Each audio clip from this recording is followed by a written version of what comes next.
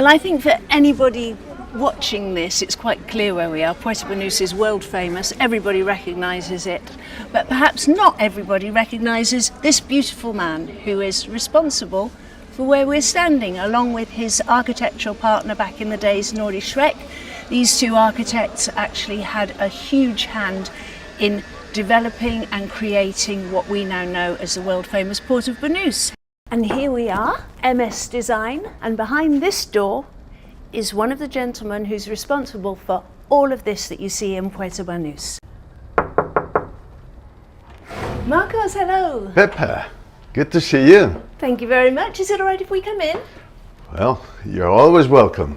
So I'm delighted to be sitting here today in the studios of MS Design, which is essentially, Marcos, your baby, your practice, which has been here for many, many years. And we're here in the heart of Puerto Banús, and I've always been captivated by the history of this place, in no small part because my grandparents, when I was a very small child, had a boat here, and they would tell me stories, and I've got photographs of the port many, many years ago when it was first built, and I'm delighted to be able to sit here and speak to you and ask you about those early years and about your involvement in creating what has become unquestionably one of Europe's most famous holiday destinations. How many years have you actually been in this part of Spain? First time I traveled to Spain, it was in 69. So 69, 70 and 71, I was traveling back and forth from Mexico to Spain, working for José Banús in the project in Puerto Banús. Since 71, I can tell you, I've been steady living in Marbella. Marcos, you're responsible for perhaps defining a lot of the villa architecture within the area of which we're speaking, which is, let's call it the hub of Marbella. And many of your works are still very evident today, and you're highly regarded as somebody who had played a large part in actually developing this idea of the luxury villa within Marbella. Today, you're as busy as ever, perhaps more busy than many men half of your age. The architect's work is a creative work. Therefore, it never ends. You start living with that feeling, and you will die with that feeling. Marbella moves very fast. The idea of a house modifies from one day to another due to the different mentalities of the different clients. And now we are into new things, new design, a new way to live your house, and trying to keep our clients happy and to make them feel that they are proud of their property. In the last 10, 20 years, Marbella has become increasingly popular. Literally from year to year, we seem to have an ever-growing interest from people internationally all over the world.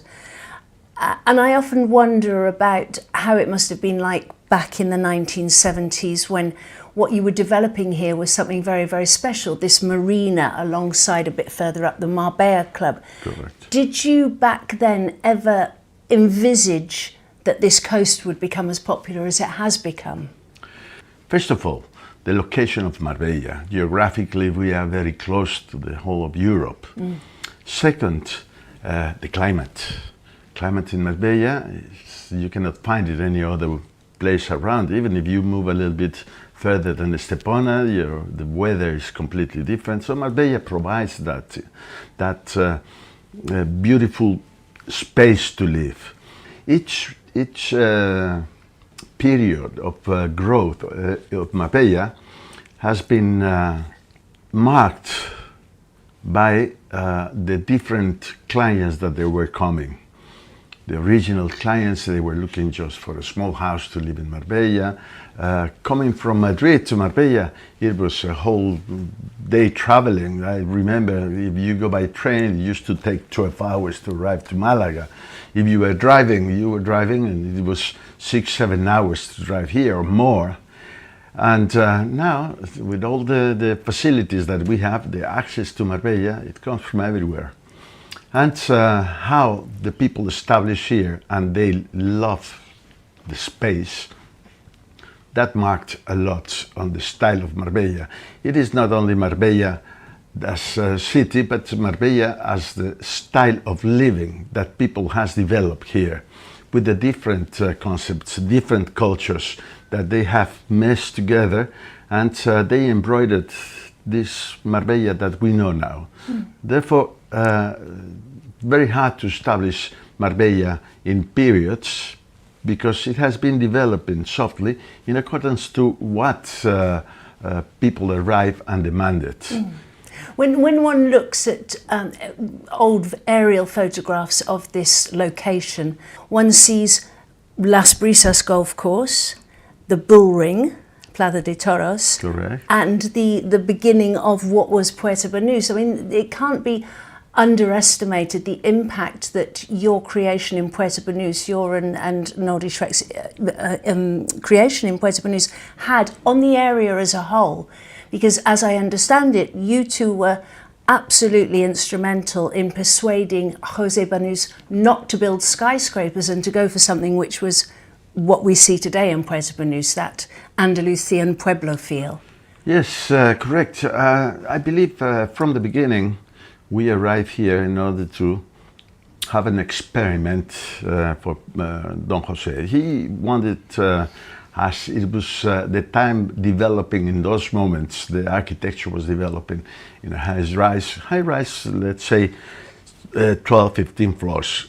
And Alfonso Hohenlohe convinced him not to go into all this high-rise, cheap architecture, but to go into a more sophisticated type of architecture, attaching to whatever we have around. If you come to Andalusia, you love to go to the Pueblos Blancos, you love to go to Rodna, all those things, Casares, all these places that they give you a feeling of what the Andalusia of this area should be. Therefore, we had only to copy what was around, and that convinced a lot, not to the promoter, convinced the possible buyers that it was the best option to buy a nice little Andalusian house in an Andalusian village, because that's what you're looking for. When you come to Andalusia, you want to have something Andalusian. The town hall modified the regulations. When they approved the 1986 general planning for Marbella, they established the concept of the Pueblo Mediterráneo.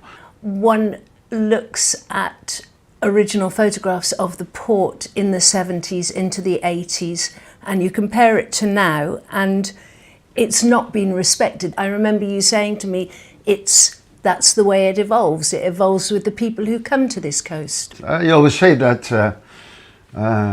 a piece of architecture, your work of architecture, is like your own son that grows in different ways depending what it is affecting in the area where he is moving around. And your son has their own character, their own personality that is being developed through the time. Puerto Banús is still my son. It's still our son, of the people that we have involved in this project, but yet we have seen that our son has grown in a different way of whatever we wanted to be in the future. Lovely parallel. But still it is your son, and still you love it. 50 years. 50 we are years. always open to restart with all the design. Why not? Absolutely. Yeah. But it's a life architecture that is being modified. It changes every day. It is answering to the requirements and the needs of the people that they are coming. Yeah. So strategically, it must be a headache for the ayuntamiento, because they're always having to think about the fact that more and more people are coming to a place which is actually the same size as it always was. Yes, but well, that probably gives it the possibility of not exploding that much. Well, it's wonderful to speak with you today. Thank you so much for inviting us into your studios. It's been delightful talking to you. Thank you very much, Pippa. For me, it's a pleasure. I feel honored to be interviewed by such a fantastic professional in the real estate that cares about the history and cares about preserving the beauty of the area. Thank you, Marcos. It's igualmente.